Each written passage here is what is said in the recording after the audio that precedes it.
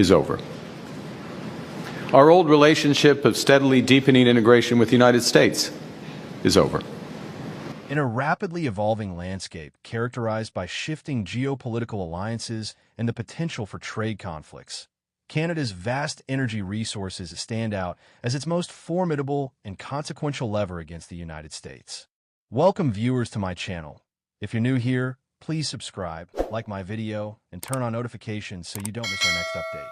This so-called nuclear option of restricting or tariffing crude oil exports represents a strategy that could unleash profound economic and political instability in the U.S. While Canada could indeed impose reciprocal tariffs on American goods, the sheer scale and complexity of the U.S. economy would largely dilute any such retaliatory measures.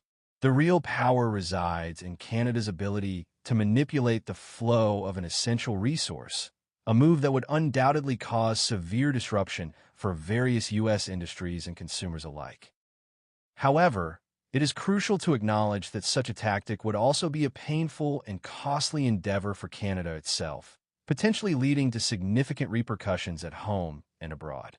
The domestic political fallout within Canada is a significant factor to consider when evaluating the potential for using energy as a geopolitical weapon. The very idea of weaponizing energy resources has already exposed a deep ideological and economic divide among Canadian provinces, with the government of Alberta often considered the engine of Canada's energy sector, firmly opposing this tactic. This public split weakens Canada's overall bargaining position and could be exploited by a U.S. administration looking for leverage in negotiations.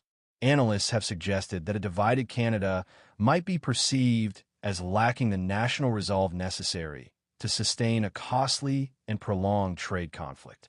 This perception could potentially encourage a U.S. president to simply wait it out rather than engage in a substantive negotiation that could have lasting implications.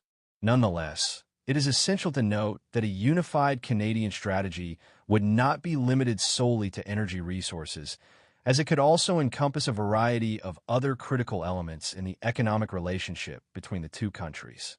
Canada's strategic leverage extends far beyond its oil fields and into a diverse portfolio of critical resources that are deeply integrated into U.S. supply chains. This includes potash, which serves as a vital input for American agriculture, critical minerals, essential for everything from advanced technology to defense systems, and foundational materials like steel and aluminum, which are central to North American manufacturing. A precedent for using resource exports as a strategic tool has already been set by Canadian politicians in the past. For example, a premier in Ontario once threatened to cut off electricity exports to U.S. states as a means of exerting pressure during a time of political controversy. This historical context demonstrates that Canadian leaders have considered these powerful, albeit risky, measures in their strategic toolbox over the years. The primary goal of this strategy is to create sufficient economic uncertainty and political pressure to force a swift resolution, without having to fully implement the most extreme measures available. The most effective way for Canada to exert this pressure is by striking at the U.S. consumer's most visible and sensitive economic point: the price of gasoline. Extensive academic research has repeatedly demonstrated a strong correlation between rising gas prices and a decline in a U.S. president's approval rating. For a new administration with a narrow political mandate and a keen focus on upcoming elections, a sudden surge in fuel costs could prove to be politically devastating. A disruption to the flow of Canadian crude oil would almost certainly lead to a spike in gas prices, triggering widespread public frustration and creating intense political pressure on the White House to find a rapid solution to the trade dispute in order to mitigate backlash from voters and constituents who may be adversely affected by rising costs. The United States' vulnerability to a potential Canadian oil cutoff stems from a complex and unique mismatch within its refining industry. The U.S. is a paradoxical entity, a net exporter of crude oil that remains highly dependent on foreign imports to meet its refining needs. This situation is a result of historical decisions and a lack of infrastructural flexibility that has developed over decades. In the late 20th century, U.S. refineries underwent a significant re-engineering to handle heavy, high-sulfur crude, a strategic choice made in the context of what was perceived as a long-term decline in domestic oil production. However, the subsequent shale oil revolution in the 21st century flooded the market with a lighter, sweeter crude that was not suitable for a large portion of this existing refining infrastructure.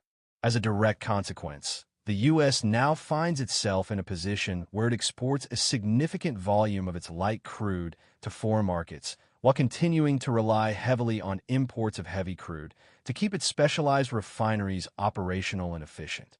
This is precisely where Canada's role as a heavy crude supplier becomes indispensable in the broader context of North American energy security.